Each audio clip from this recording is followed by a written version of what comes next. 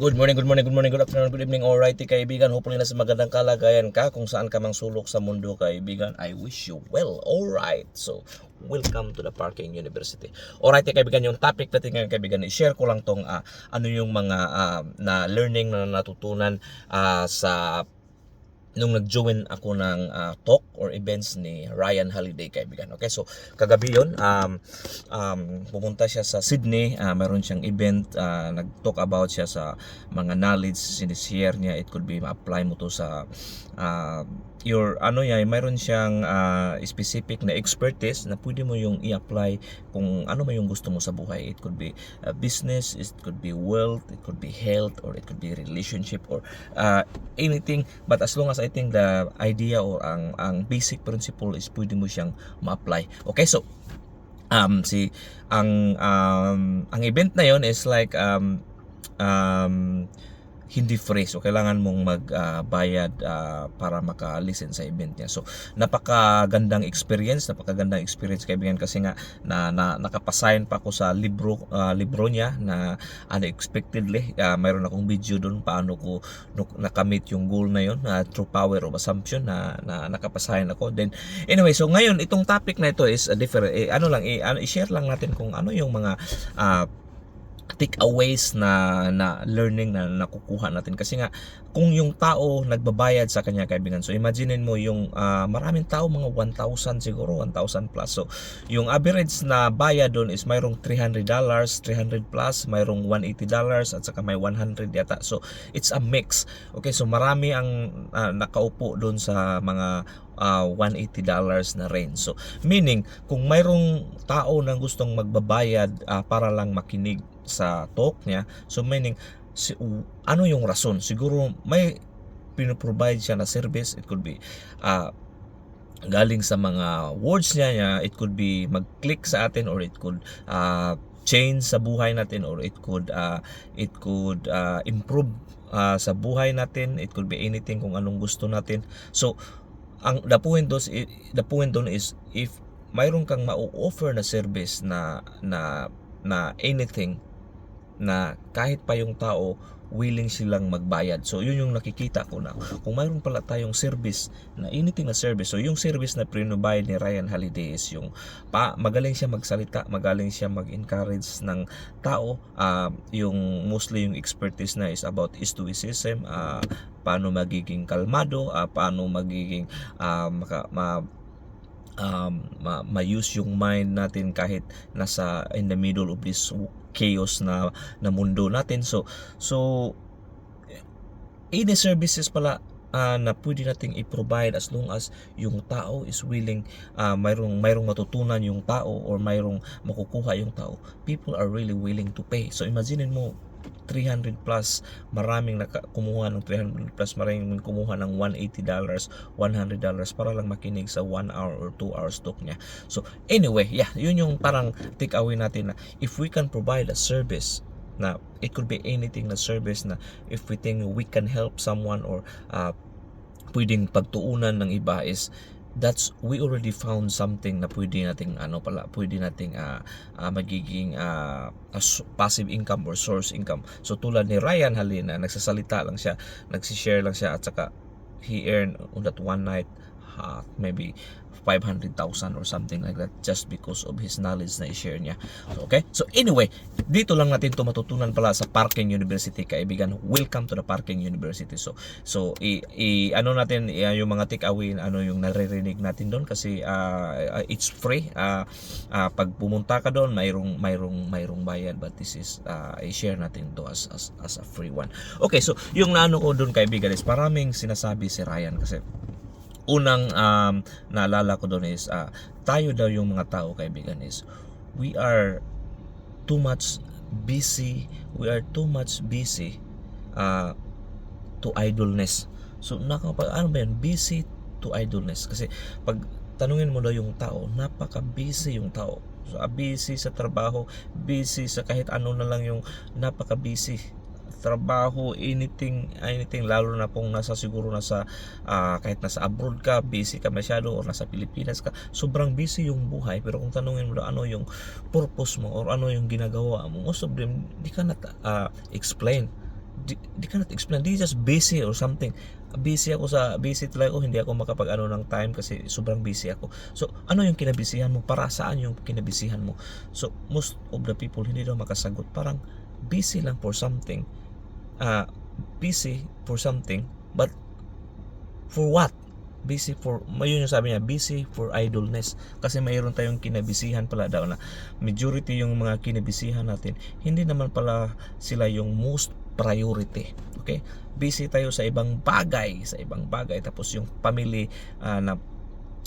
natin or mga anak daw or any mga loved ones na kailangan ng more time, hindi natin natutunan sila ng time kasi sobra tayong busy sa mga ibang bagay na kung i-evaluate pala natin yun, hindi naman pala talaga sila nag-ano ng major impact or makapagbigay ng major impact. So, yun yung sabi niya, we are too much busy to idleness. Wow. Wow, kaibigan. Wow. So, lahat, majority ng tao, we are too much busy. But, end of the day, sa sobrang busy natin, parang walang napapatunguhan.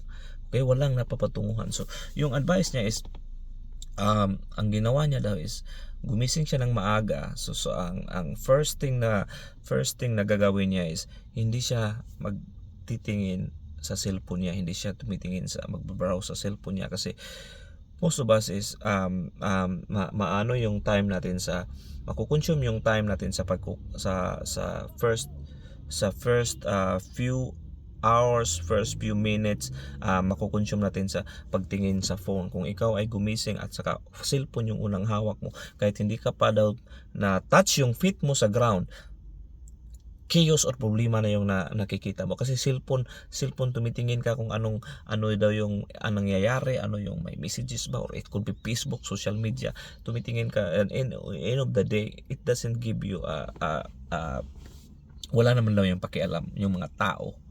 Ano yung achievement mo, ano yung nakamit mo sa buhay, walang pakialam yung iba, kaibigan. So, walang pakialam. Wala talaga daw pakialam. So, sinasabi niya din yun yung humility na when you think you are perfect, you think you are the best. So, sometimes yun yung problema din natin kasi we cannot learn if you think you are the best person. Okay, we cannot learn if you think that you know everything na daw, kaibigan. So anyway, balikan natin yung sekreto niya na bakit hindi niya maghahawak siya ng cellphone in the first few 30 minutes or 1 hour sa umaga. Kasi nga wala naman, ano ba yung makikita mo sa phone, Facebook, social media, wala naman ng impact sa buhay mo, at saka hindi naman na yan makapag mostly yung makikita mo pa dyan mga bad news pa or anything na bad news. So hindi pa nga nag-start yung araw mo, bad news na yung na-absorb mo. So that means yun nga dahil yung so kung nasa bad news frequency kaya hindi pa nag-start yung umaga mo, nakikita mo sa social media anything na hindi maganda, or it could be someone else status na wala ka namang pakialam doon at saka wala rin pakialam sila sa'yo. So that time is being wasted daw. So it's wasted. Wow. So isa pa yung sabi niya is tayo daw is pinoprotect natin yung pag may magnanakaw or may kumukuha ng pera natin or property natin. So ayaw natin talaga yun. Hindi magagalit tayo dun pag someone stole our money or property, hindi pwede yun. But pag someone daw mag-stole sa time natin or maghingi sa time natin, kaibigan, we are madali lang tayong magsabi ng yes. But ang kasabihan daw doon is yung time na spend daw natin, kaibigan, in a useless way, idle way. So it's okay if we spend your time even though kahit ano pa yan, pero yun yung happiness mo, yun yung gusto mo, it's not wasted. But mapunta lang daw yung time natin, kaibigan, sa hindi ma-waste lang daw yan, kaibigan. It's just like that's the time daw, kaibigan, na imagine mo time lost yan, kaibigan. So parang napashorten yung buhay mo kasi nawalan ka yung time na yun, at saka yung time na yun wala naman daw yung silbi. So yun yung point niya is gaano ka-importante yung time. So it's better to say no majority of the time, 90% of the time no, and 10% yes. So mas maganda daw yun na hindi tayo magiging reactive masyado, okay? Kasi lahat ng mga bagay na mostly nang nangyayari sa mundo, wala tayong control sa iba. So kung wala tayong control, so hindi tayo pwedeng mag-react every time. Kasi kung palagi tayong mag-react kung ano yung ano sa gobyerno, walang ano sa gobyerno, walang sustento sa gobyerno, magre-react tayo ano yung weather ngayon, or magre-react tayo kung ano yung opinion sa ibang tao, kasi hindi mo makontrol ano yung mind niya. Everyone's have their opinion. Magre-react tayo kung mayroon ba siyang sinasabi na hindi maganda, or magsinasabi siya na maganda. So every time magre-react ka, every time na may makita ka na something na out of your control, you react, you respond. Yun daw yung ano kaibigan, na waste yung energy natin na nagre-react tayo or nagre-respond tayo sa mga bagay na hindi naman talaga hindi naman talaga natin control. Okay, so may mga bagay na hindi natin control. Yung market hindi natin control, yung presyo ng bigas hindi natin control, yung presyo ng gasolina hindi natin yung control, anong gagawin sa gobyerno hindi natin yung control. So wala tayong control. Ang makontrol lang daw natin kaibigan is paano tayo mag-respond doon. So paano tayo mag-respond. So yun yung napakagandang ano. So kung makontrol natin yun, paano tayo mag-respond, paano tayo mag sa sitwasyon na hindi natin control. At saka ang sabi niya is kung mayroon daw siyang ginagawa, at saka for example ando na yung product at saka walang bumibili, walang kumukuha, hindi niya yung control. Hindi niya yung control kasi hindi niya yung control yung tao na bumibili doon. Yung control niya is just keep creating and until yun kasi lang yung makontrol mo. Kung mayroon kang business or binibinta or anything na pwede mong control, could be content na ginagawa mo, wala kang control kung walang manood. Okay, yung control mo lang is gawa ka lang ng gumawa, yun lang daw. Okay, so wow, so napakaraming take away doon na sa $180 na binayad. Napakasulit kaibigan, kasi yung knowledge na nali-learn ko doon, wow, napaka iba yung makikita mo live, yung live yung tao. So it's good na we invest sa sarili natin kaibigan, kasi sabi ni Charles Munger at saka ni Warren Buffett, anything na ma-invest natin, the more knowledge we learn, the more money we earn daw kaibigan. Wow! Dito lang natin ito matutunan sa Car Parking University kaibigan. Minsan sa Kalsada University or sa Parking University. Alright, so ano pa doon kaibigan? Isa pa tong napakaano ni Ryan Holiday doon is yung stillness. Okay? Ano yung stillness kaibigan? Stillness kaibigan is parang mayroon kang control sa mind mo. May kasabihan kaibigan na to control the mind daw kaibigan is if you are able to control the mind, that's innermost discipline. Wow!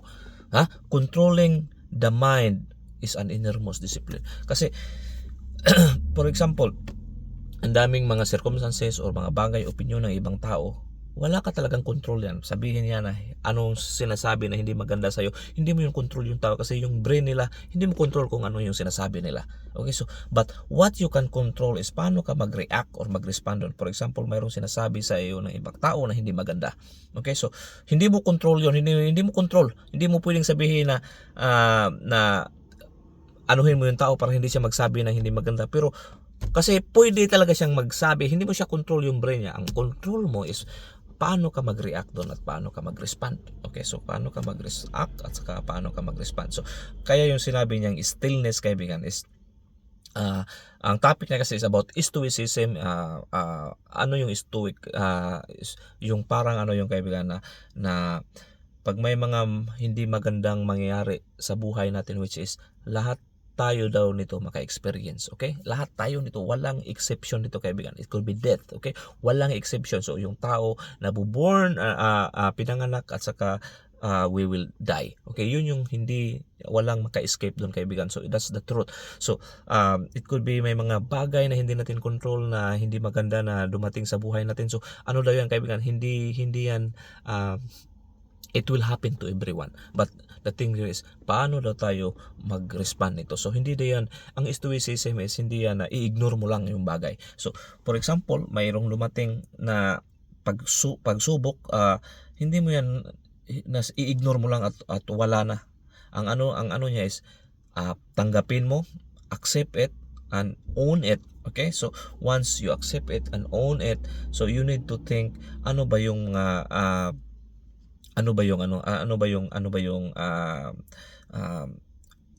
iiyak ka ba ng isang buwan, isang taon, magiging sad ka ba isang taon, hindi mo pa yan matanggap, or you can just move on, accept it and move on.